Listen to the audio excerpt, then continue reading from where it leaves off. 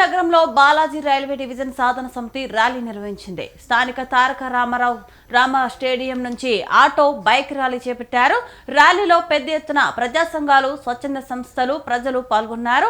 తిరుపతిని Balaji railway division గా ప్రకటించాలనేది స్థానికులకు ఎన్నో ఏళ్ల కల. ఆధ్యాత్మిక క్షేత్రమైన తిరుపతి నగరానికి ప్రతిరోజు లక్షలాది మంది రాకపోకలు సాగిస్తుంటారన్నారు.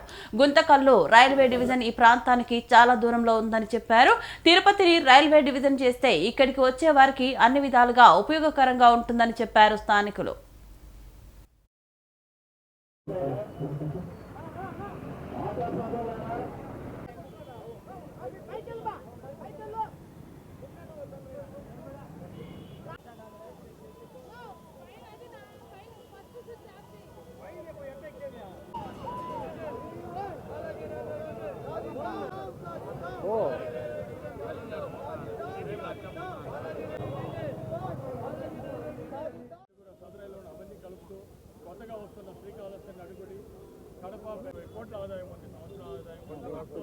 ఓం నమో వెంకటేశయ్య. తిరుపతి కేంద్రంగా బాలాజీ రైల్వే డివిజన్ గత 30 సంవత్సరాలుగా డిమాండ్ ఉన్నింది.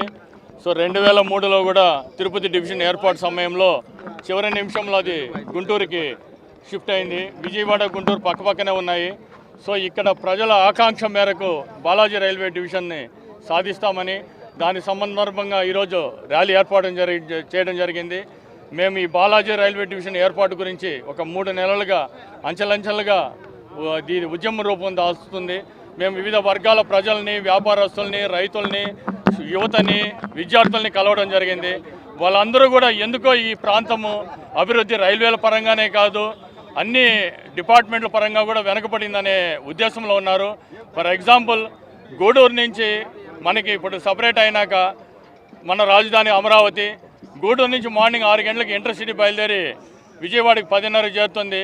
బట్ అది తిరుపతి నుంచి వెళ్తే ఇక్కడ ప్రాంత ప్రజలకు కూడా కన్వీనియంట్గా ఉంటుంది. మార్నింగ్ ఈజీగా ఫ్రెష్ అయ్యి ఉదయాన్నే బయలుదేరి పనులు చూసుకొని 10 గంటలకు దిగేసి సాయంత్రం 6 గంటల నుంచి మళ్ళీ నైట్ 11:30 చేరచ్చు.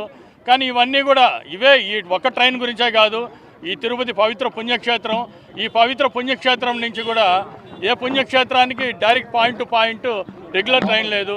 సో భారతదేశంలో విష్ణు క్షేత్రం తర్వాత శైవ క్షేత్రం వారణాసి, తిరుపతి టు వారణాసి శివనారాయణ ఎక్స్ప్రెస్ అని కూడా కండక్ట్ చేయాలని చెప్పి యాక్చువల్గా ట్రైన్ వారానికి 3 రోజులు ఉండింది 28 సంవత్సరాల ముందు. కానీ తర్వాత అది క్యాన్సిల్ చేశారు. అదేవిధంగా రామేశ్వరంకి డైలీ ఉన్నింది మీనాక్షి ఎక్స్ప్రెస్ అని, దాన్ని వారానికి 3 రోజులు చేశారు. తిరుపతి టు పూరి